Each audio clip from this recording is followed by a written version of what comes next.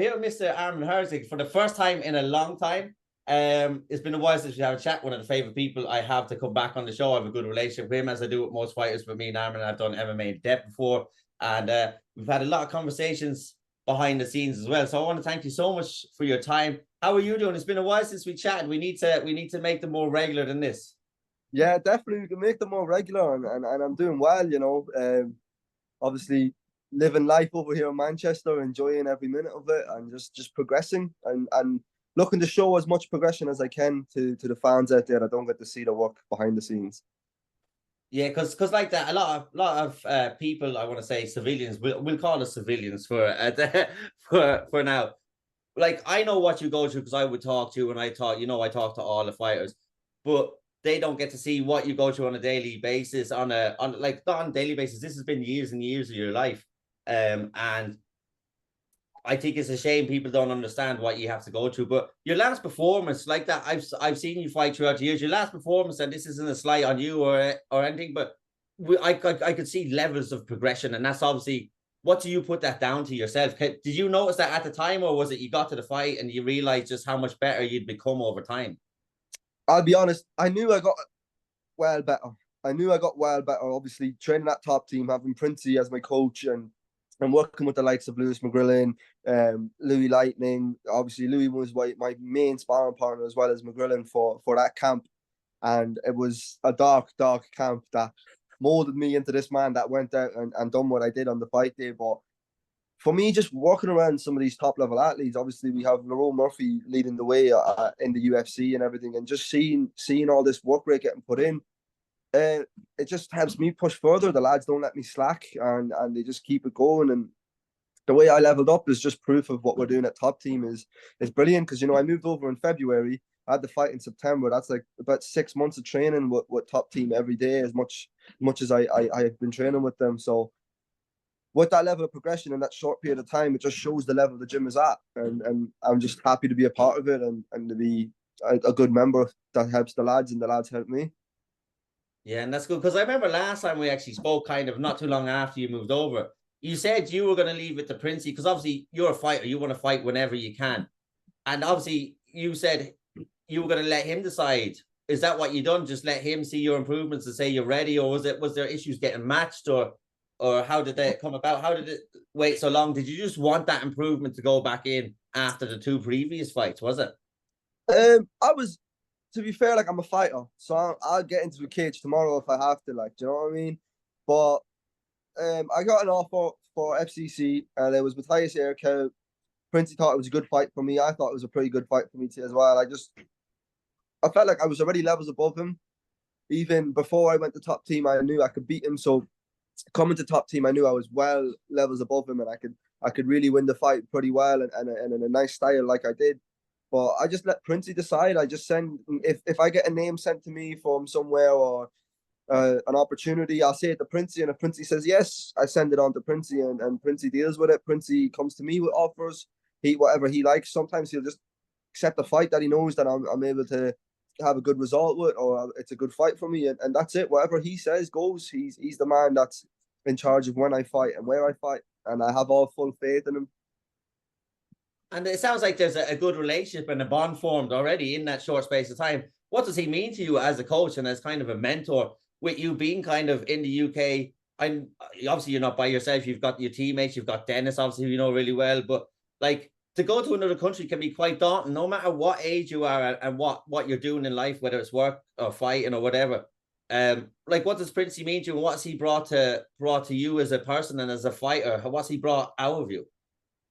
I think, like, Princey's very helped me, like, grow as a person. He's been very, very nice to let me come into his team, coming over from Ireland, and get to where I am. And to me, he's like, as you said, he's a mentor. He's someone that, like, guides me to do better every day. But he's also just a really good friend and a good figure to look up to. He's a great mindset as a coach, and he just helps me every day as much as he can. It's not just as a coach that he helps me, just outside the gym, if I have stuff going on, he helped me move over here and everything. So I just have a proper great relationship with him, and he's someone that, like, I'll always have faith in. And you know what I mean? That's the biggest thing, is, like, if you don't have faith in who you're around, then you can't really progress. And thankfully with Princey, like he's shown me that if I listen to him and lead me the right way, and I just built a good bond with him, and I think he's a good bond with all the fighters, and all the fighters have a good bond with each other. We're like, as gay as it sounds, we are like a family,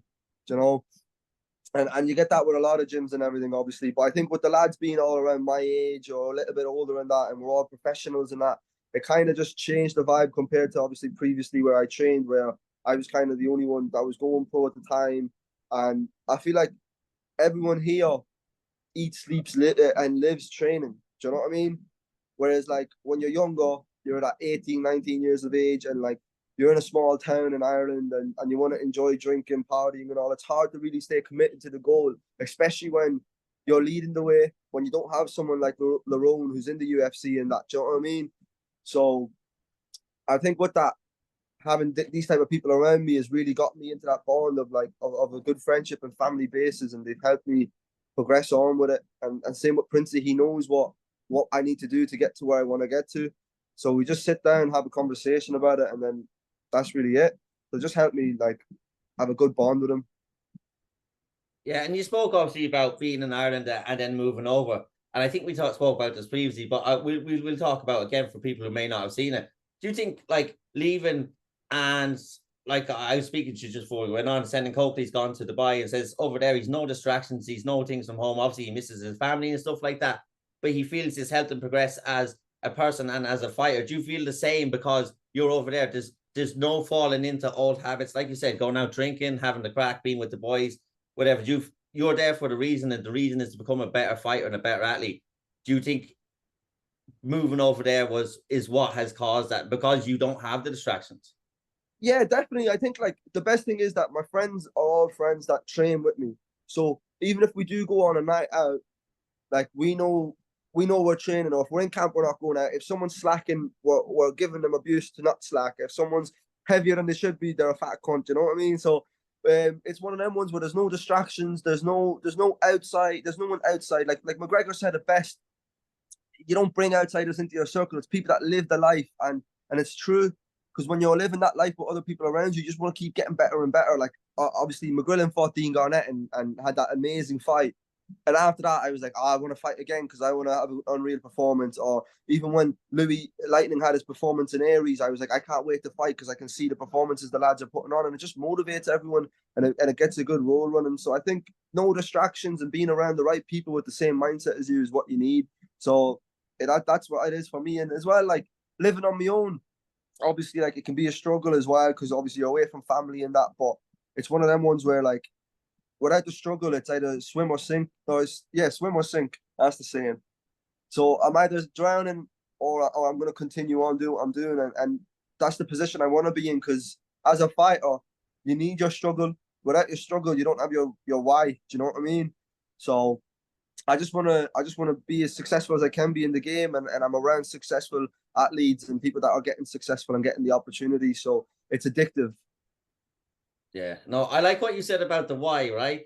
When I used to work as a manager in the place, I used to tell everybody used to go, why do you do this? And I'd say, you have to let people know the why, because if you don't know why they're doing it, they're not going to do it properly. And obviously, you brought up the why thing there. You need your why, because if you don't have why am I doing this, it's not going to motivate you. Like you said, at home, you'd have your home comforts to fall back into. Whereas now you have to do it by yourself. And that's just a be all and end all. And I can see, even talking to you off camera and behind thing, I can see your maturity and improvements as a person in general and as a fighter. Your last performance, talk us through that. I believe the guy was never knocked out before, and you were the first person to ever knock him out. How did it feel to get the victory and in such a fashion like that? It was unbelievable. Do you know, I talked about this knockout so much that I'm actually not allowed to speak about it in the gym anymore. It's like too much for it. But no, do you know, it's mad, yeah, because even after the fight, I didn't realize. I knew, like in the fight, you know how good you're doing and you're in your flow state or whatever. I didn't realize how much better I've gotten until after the fight. Like to get the finish like that, I thought I'd be in for a lot tougher of a fight. Now, obviously, I said what I said on the mic, you know, like, oh, Irkow's decent. He's only decent. I'm gonna finish him, whatever. I did believe I could finish him, but I did think it'd be a lot tougher fight. Like he barely touched me. I think he landed one significant strike on me, which was a left hook. Nah, the other room. obviously not a toilet in here. Sorry. What was I saying? Yeah, so he landed a nice left hook. I think that was pretty much the cleanest shot he landed on me. In the clinch, he felt like these bantamweights, they don't feel strong, to be honest.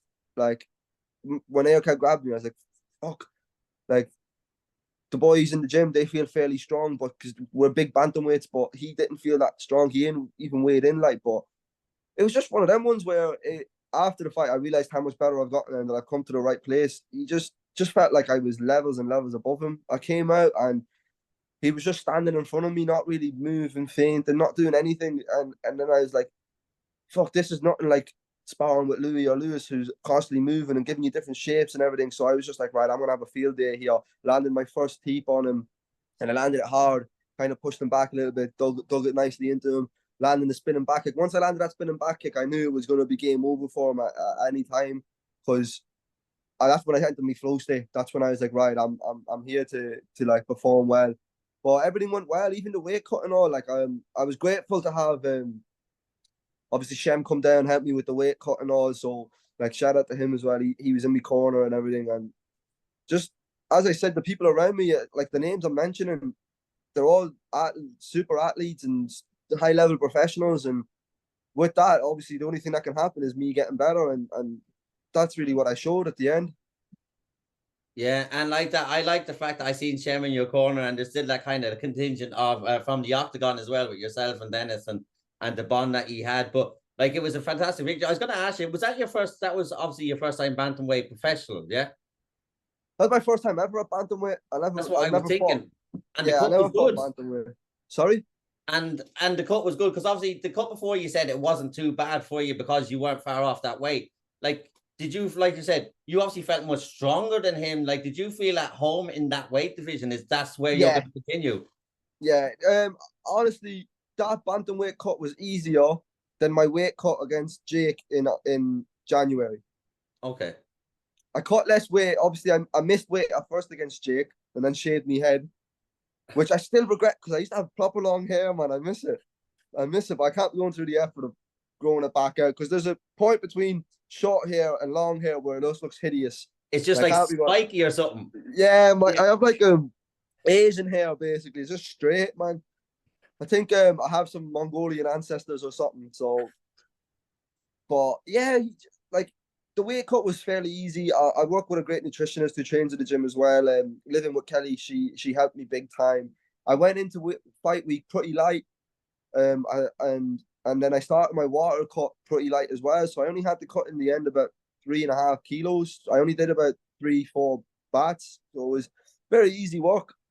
And that's all thanks to obviously like yourself putting the work in, but as well as my nutritionist and everything else, and the team around me, because I just wasn't allowed to slack. Whereas back home, like I get back home to my actual gaff, and my mum would make cooking and all, like eat a wee little slide chocolate cake or something. Do you know what I mean? But here, like, obviously I live with Dennis, so if he see me eating shit, I'd be getting given out or get back to the gym. So it's just one of them things where like I can't mess up. And partly as well, going naturally down to bantamweight, I can make that weight no problem, and that's where my home is. And I think I'm a massive bantamweight, and I showed that, because Matthias was a pretty decent lad at amateur, and he's going to be a decent pro as well. But there's just levels to it, and that's what I showed.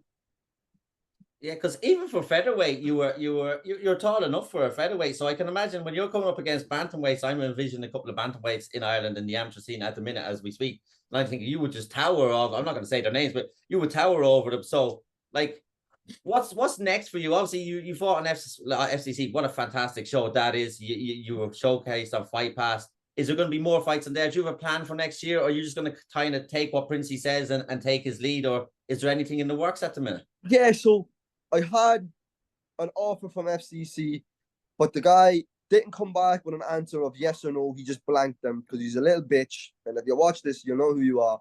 But he didn't reply for ages. And then we just basically said, right, we'll leave it, because I was a fat mess after that fight and got up to about 77 kilos and was just eating whatever I wanted, however I wanted. So, yeah, I ended up being a fat mess, and I got too close to that fight to like do a good cut. And we decided that I'm fighting now on December 21st. Carl's putting on a show called Progress Check Fighting Championship. and that's it on here in Manchester. So I'm fighting on that. I have an opponent confirmed and all. I'm going to obviously wait for them to release it and that. But the next time I'm out is in a few weeks' time. That's going to be at £140, but close enough to bantamweight, a bit in between, So it's still nice. And then we'll see what after that is in the new year. I'm trying to get out as much as I can. I seen Clanmore's had a story up that someone wants to see me fight in Ireland. I wouldn't mind returning to Ireland, having a little coming home fight. It'd be sweet. I don't even know like what Irish bantamweights there is really, but we'll have to see. Maybe they fly someone from a different country for me to fight them. We'll have to see what happens if they even offer me a fight. But if I get the opportunities and the opportunities are there, that's grand. I just want to fight as much as I can next year. I have my own little goals set in me head and my own vision for the next year and how I want to finish it. So that's all I'm trying to work towards. I'm trying to get as much fights as I can, get my wins and highlights racking up and build off there. Yeah, and like that, like you said, with Clan Wars, I'd like to see you fight back here. Obviously, ultimately, it's up to you whether you come back or not. And Clan Wars is a show you've been on a lot, and you've seen obviously they got sponsored by Forge. The production value and stuff for them has really kind of gone through the roof, and the scene over here is popping. Obviously, I know you're over there and you're concentrating your thing. I would like to see you back here, but obviously that's up to you. If I got to see you, hopefully I'll get to see you in the UK sometime, maybe at a fight, because I'd love to meet you again in person and see you fight live again, because I've seen you come in on the day. Do you remember that boxing fight? Yeah. Or the kickboxing with the guy from Watford? I want to say is David Kay. David Kay. Yeah, came in, didn't even have your own gum shield, and there you go. You put up the cage, I believe, yeah? Yeah, I was there from 6 o'clock in the morning. Me and Dad put up the cage, and then there was just a pullout or something. Someone didn't have bloods or something, and I was just like, fuck it, I'll get it cracking. I'm not asked. Yeah, and like that's just a fighter through and through. It's fantastic to talk to you. Is there anything you want to say before you go? Before you go, I want to thank you so much for your time. We need to do this more, longer than, because it's been about 6 months. I'd say we'll have to do one maybe every 2-3 months and have catch up all the time. Well, look, if you can make it to PCFC, bro, come over to watch the fights. You'll enjoy them. There's a lot of good amateurs on it and good pros as well. It'll be a good little show for the UK for you to see if you want to do that. But I'm telling you now, all these bantamweights have been unchecked. They've all seen me fight now, and they all notice that I'm not the same guy as I was at amateur, and I'm not the same guy as I was at my first 2 pro fights. And there's a lot of people that are not going to want to be fighting me because I'm not a 1 and 2 fighter like my record says. I showed that I'm far more experienced than that, and I'm showing a high level, and it's only going to get bigger and bigger. Because the thing is, it wasn't really clicking at first when I joined Top Team, and even that fight, stuff kind of clicked. But now I'm really like starting to understand what we're learning over here and what we're doing over here, and my next performance is going to be even better and quicker. And actually, one before you go, because you actually just brought something up that interests me. Because you're a 1 and 2 fighter, and because obviously your last performance, do you think that's going to stop people from wanting to fight you if they're 2-0, 3-0, because they don't want to lose to a losing record when they know you're so dangerous? Because I know with, let's say, Jenison Castro has a 50-50 record, but he's so dangerous, he could spark anyone out a second. Do you think that's going to stop people from wanting to fight you because of the record, but you're so dangerous? I think so, yeah. But the difference between myself and someone like Jenderson is that, like, I have a name as well. You know, I've been on big shows. I've obviously done that show, and there's still something that attracts them to fight me. Do you know what I mean? It's not like I'm just someone who's dangerous and don't really give you anything else off of it. Like, if you were to beat me, it's a good name to have on your record. Even if I am 1 and 2, people know how good I am. Now, nobody will be beating me for a long time, if ever again.